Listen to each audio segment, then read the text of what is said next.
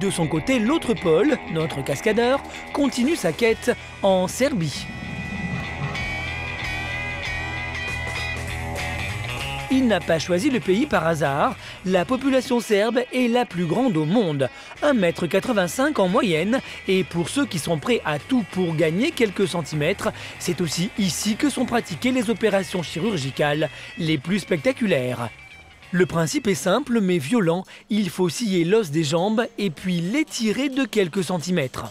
Dans cet hôpital militaire un peu austère, les médecins sont convaincus que ce genre d'intervention peut améliorer la vie des hommes qui souffrent de leur petite taille. Vous avez fait combien de ces opérations?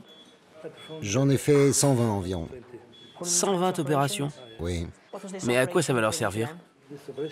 Cette opération devrait leur permettre de grandir de quelques centimètres et donc d'être plus à l'aise psychologiquement et socialement. Certains pays pensent que ce genre d'opération devrait être interdit. Qu'est-ce que vous répondez? Mon opinion, c'est qu'à moins d'être atteint d'une condition médicale comme le nanisme, il ne faut pas subir ce genre d'opération.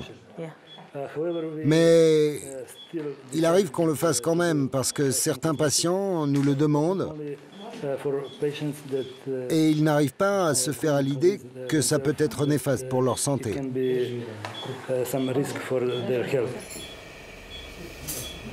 Des risques pour la santé, pas surprenant quand on voit comment se déroule une opération. La jambe est d'abord cassée en deux, puis l'on insère 2 vis dans le tibia. Paul, le cascadeur, n'a pas peur de grand-chose, mais même lui a du mal à rester stoïque.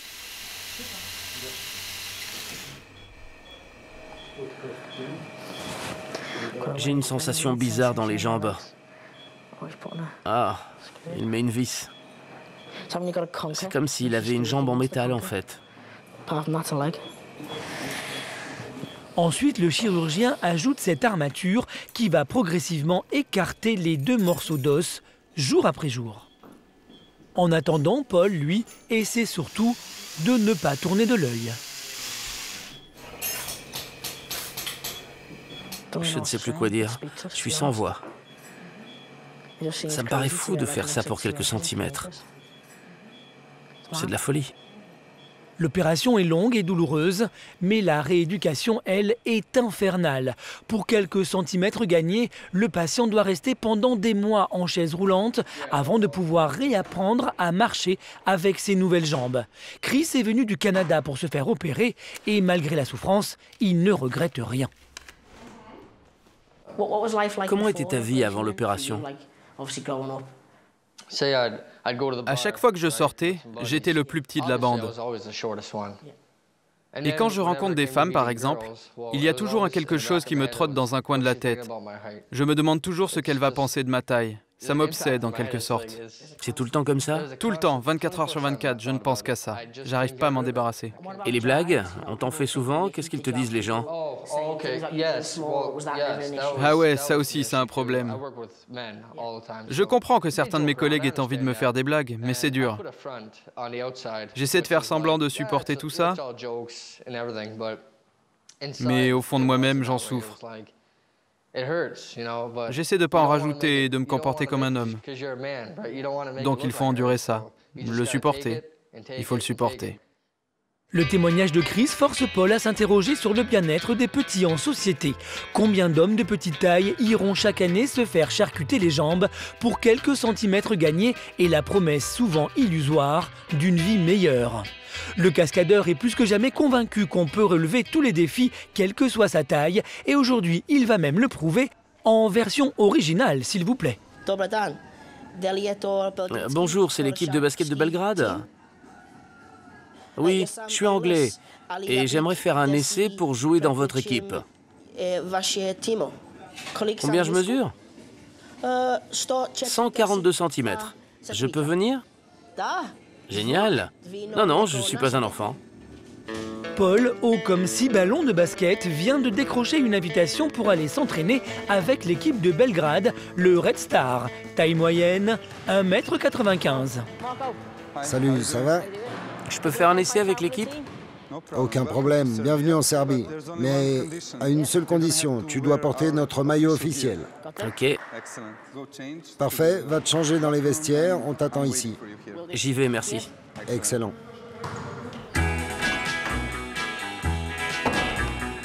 Alors certes, le maillot est à peu près 2 fois trop grand, mais Paul n'est pas inquiet, il a une arme secrète. Des techniques que ses adversaires n'ont encore jamais vues. Paul fait 50 cm de moins que tout le monde, et pour un sport comme le basket, ça a certains avantages. Il est rapide, agile et surtout furtif. Face à des grands comme les joueurs du Red Star, le cascadeur arrive même à mettre quelques paniers et à imposer son style.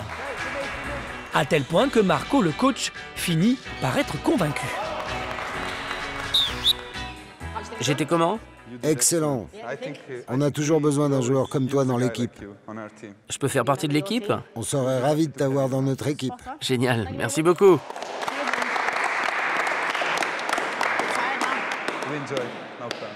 Paul a déjà un métier, pas question de se reconvertir tout de suite, mais il est satisfait, il a réussi à prouver que même dans un sport où la taille est importante, un homme d'1,40 m peut trouver sa place.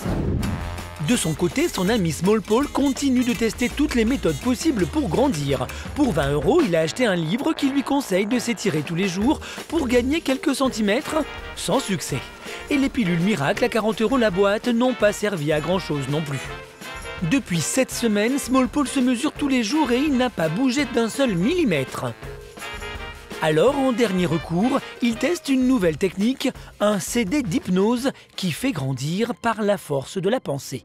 Tu regardes tes jambes et tes bras et tu te dis qu'ils sont vraiment très longs et tu te sens vraiment en harmonie avec ton corps. Et l'avantage, c'est qu'il peut l'écouter partout. Quand tu prends ta douche, tu remarques qu'il faut beaucoup de savon pour recouvrir toute la surface de ton corps. Si Small Paul a vraiment envie de grandir, il devrait remarquer les premiers changements en quelques jours. Tu te sens heureux et chanceux de vivre dans ce corps qui ne cesse de grandir. Et ça tombe bien. Une semaine plus tard, Paul le cascadeur est déjà de retour pour voir les progrès de son ami. Ok, l'heure de vérité a sonné. On regarde si ça a marché. 2 mois de méthode miracle pour grandir, et voilà le résultat. 1,61 m. Comme la dernière fois. Eh ouais. T'inquiète pas, j'ai un autre plan. Allons-y. Les deux Paul ne sont pas surpris, ils s'attendaient à ce résultat. Mais Paul le cascadeur a déjà prévu une autre expérience et celle-là n'a rien de miraculeuse. Des chaussures compensées. Ici, chez James Taylor, on aide les hommes à tricher sur leur taille depuis 150 ans. Bonjour, que puis-je pour vous? J'ai emmené mon ami qui est petit et aimerait trouver des chaussures qui le feraient grandir. Oui, une de nos chaussures à talonnettes. C'est-à-dire? Ce sont des chaussures qui vous donnent quelques centimètres en plus. Tom Cruise en met. Vous avez fait celle de Tom Cruise? Non, pas les siennes, mais il met ce genre de chaussures. Quand il était avec Nicole Kidman, il était obligé d'en mettre parce qu'il est beaucoup plus petit qu'elle.